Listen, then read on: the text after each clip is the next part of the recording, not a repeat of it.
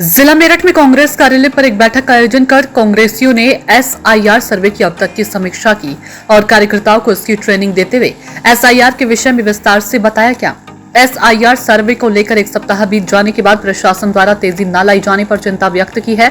वहीं इस बैठक में दिल्ली में हुए भीषण बम ब्लास्ट में शहीद हुए निर्दोष नागरिकों को श्रद्धांजलि अर्पित की गई और केंद्र सरकार की निष्क्रियता पर कड़ा विरोध दर्ज किया गया है। बैठक की शुरुआत में उपस्थित सभी कांग्रेस जनों ने 2 मिनट का मौन रखकर मृतकों की आत्मा की शांति के लिए प्रार्थना की।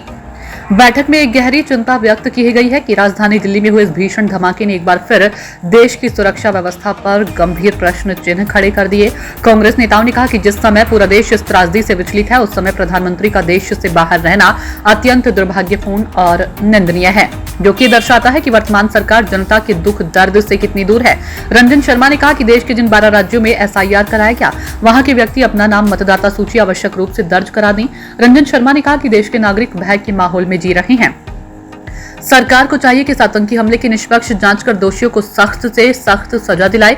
उन्होंने कहा कि शहीदों और निर्दोष नागरिकों की कुर्बानी व्यर्थ नहीं जानी चाहिए। कांग्रेस पार्टी हर पीड़ित परिवार के साथ खड़ी है और उनके लिए न्याय की मांग करती है। पूर्व जिलाध्यक्ष अवनीश काजला ने कहा कि कांग्रेस कार्यकर्ता बीएलओ के साथ अपने अपने बूथ पर जाकर एक एक व्यक्ति की वोट बनवाए। दिल्ली में बम ब्लास्ट की घटना ने केंद्र सरकार की सुरक्षा नीति की पोल खोल दी है। मेरठ से गौरव चौधरी की रिपोर्ट।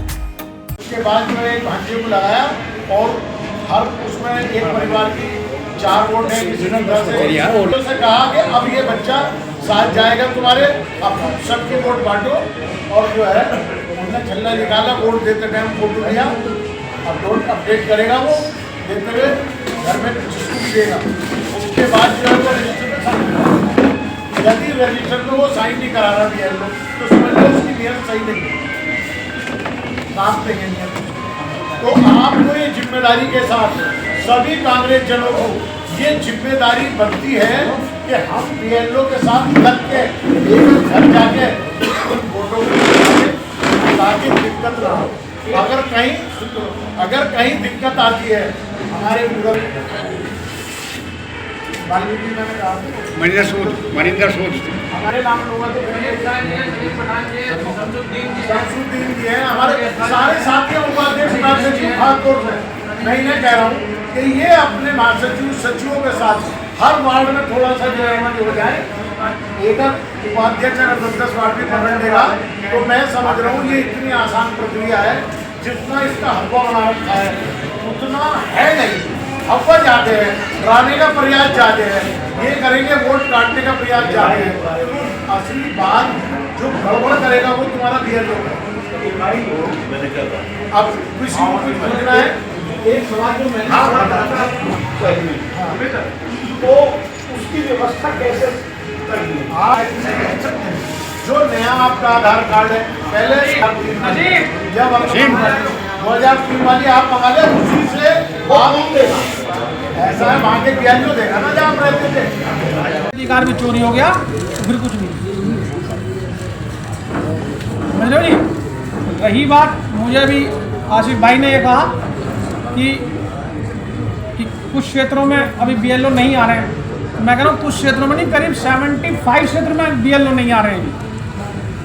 उसे लेकर के हम डीएम साहब को कल या परसों तक सुबह मिलेंगे और निर्वाचन आयोग में ही मिलेंगे। इनकी शिकायत करी जाएगी।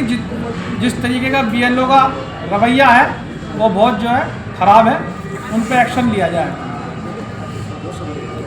बहुत मजबूती से दोबारा बार मैं एक ही बात को इसलिए दोबारा ये कहता हूँ क्योंकि अगर हम इस काम को नहीं करेंगे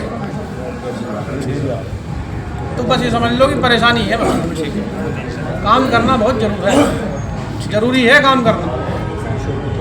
मैं किसी न किसी डॉक्यूमेंट में उन्होंने कमियां निकाली और वो डालने ही नहीं दी। वो तो शुक्र समझो वहाँ की जनता जागरूक है और वहाँ के लोग जागरूक हैं, तो उन्होंने मतदान प्रतिशत बढ़ा दिया। अभी तो ये भी नहीं पता कि ये मतदान प्रतिशत हमारा बढ़ा है या उनका बढ़ा है, भाजपा वालों का बढ़ा है। ये भी अभी क्लियर नहीं है। इसका पता 14 तारीख को पता चलेगा। तो मेरा आपसे हाथ जोड़ के निवेदन है कि अपने अपने क्षेत्रों में जाओ, बीएलए की नियुक्ति करो।